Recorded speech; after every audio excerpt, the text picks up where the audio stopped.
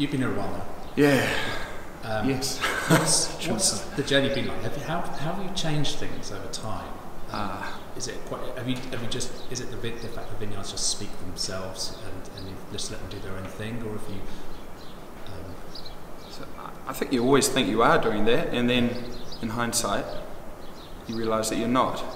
And I think the thing I've done is shed myself a few of my tightly held conceptions about wine when I started here, and loosened up on a whole lot of notional things that I adhered to, and realised that there are ways in which encouraging sight to show itself can be better expressed by time, age, experience and method.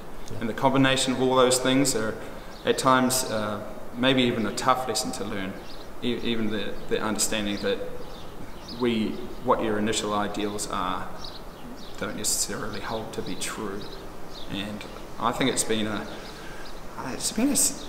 lesson, a life. I don't even know. I just think it's a wonderful lesson, because I love our wines much more now. Through time, through what they're doing, I can see with greater transparency the place and a better wine, basically.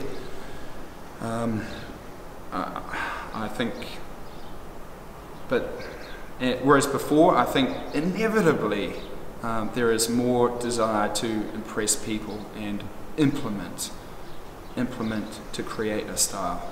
I don't think even that's a conscious thing. It sort of happens, and you see, shoot, maybe I'm taking this on from entirely the wrong angle. So time has given me the ability to understand my youth when I started, and it's given me a different hair colour, and certainly an older approach, which lets me, I guess, celebrate difference and celebrate the fabulous diversity of wine, rather than holding myself to an ideal which is a false notion in the first place. And are there any specific examples of what you might have done differently, what you're doing differently now to what you did in the past? Pretty much everything. Yeah.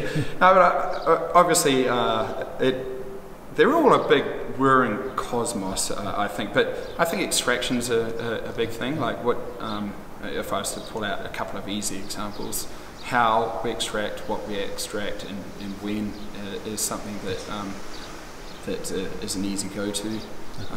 Now, advice getting older definitely makes a difference, but how that's managed, like, is it a sugar factory or is it something else? I think early on, particularly the young vines establishing themselves, probably, I know we had sugar factories basically, and rightness as an ideal is a wrong ideal. Now I'm far more interested in something more capacious, something which is cleansing, fresh, balanced, and yeah, more intriguing, I guess. I think looking back, the wines of my earlier days, I was inevitably through good ideals trying to make an impressive wine, and that's bullshit. That's wrong. It leads to I guess overworking, picking too late, too long on skin. So all the things that you think are right, managing pH, getting colour through keeping the pH down, keeping the wine safe, extended macerations, getting tannin elongation, softer tannins, the wine coming together at the end. I actually think for the time, the place, the vineyards and me was wrong, and it's much better now, and I think a few recent vintages have been challenging in their own way to aim for more transparency, and even if the wines more vividly show vintage, so for example 18s are light, 17s might be cool edged, at least that's that you could do that in a way which shows itself more transparently. I think it's a higher risk game if you take away artifice, but it's a better result in the short and long term. That's what I'm hoping. Yeah. And would this be a journey that your peers and colleagues have gone on elsewhere in the region as well? Is this a consistent thing that's happening in Central, do you think? Very much so, but maybe they got to the end point faster. I have no doubt, and I can see it in the wines where, wines used to be impressive from Central Otago, but we all know that, like the O2 set the market on fire with its big ripeness and richness, and since then winemakers have been looking to balance far more structural aspects into the wine, have less play on sort of ripeness and richness.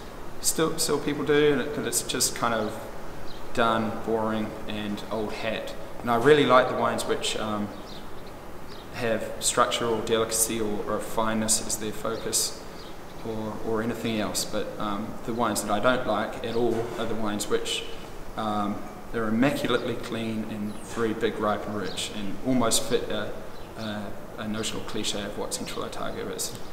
It's possible to do that, but my experience with those wines is that down the years they don't tend to look so good, and they don't really give ripeness is a fairly easy ideal actually. It's the other parts which make wine interesting and more difficult to get to. Yeah. Very cool. Yeah.